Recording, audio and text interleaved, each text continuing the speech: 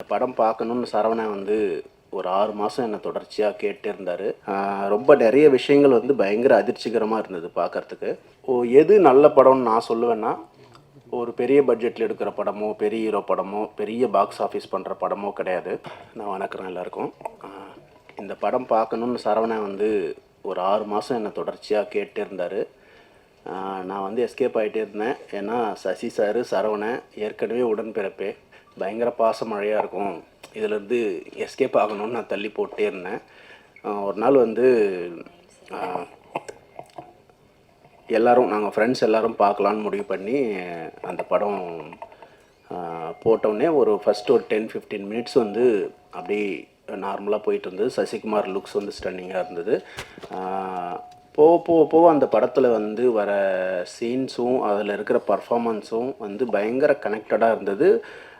ரொம்ப நிறைய விஷயங்கள் வந்து பயங்கர அதிர்ச்சிகரமாக இருந்தது பார்க்குறதுக்கு. ஸ்டில் நான் வில்லேஜ்லேயே இருந்திருந்தால் கூட எனக்குமே இந்த விஷயங்கள் வந்து ரொம்ப ரொம்ப ஸ்டன்னிங்காக இருந்தது. எது நல்ல படம்னு நான் சொல்லுவேன்னா, ஒரு பெரிய பட்ஜெட்டில் எடுக்கிற படமோ, பெரிய ஹீரோ படமோ, பெரிய பாக்ஸ் ஆஃபீஸ் பண்ணுற படமோ கிடையாது. ஒரு ஹியூமனை வந்து பெட்டர் ஹியூமன் பீயிங்காக மாற்ற முயற்சி பண்ணுற படங்கள் தான் நல்ல படங்கள்னு நான் சொல்லுவேன். நந்தன் வந்து நம்மளை பெட்டர் ஹியூமன் பீயிங்காக மாற்ற முயற்சி பண்ணுது. இது வந்து விராசரவணன் வந்து பத்திரிகை தொழிலேருந்து வந்திருக்காருன்றதுக்காகவோ, சசிகுமார் சார் வந்து பொருட்காட்சியில் வச்சு பாதுகாக்கிற அளவுக்கு நல்லவர்ன்றதுனாலையோ இல்லை. இந்த படம் நல்ல படம், அதனால் கண்டிப்பாக எல்லோரும் சப்போர்ட் பண்ணுங்கள். நன்றி.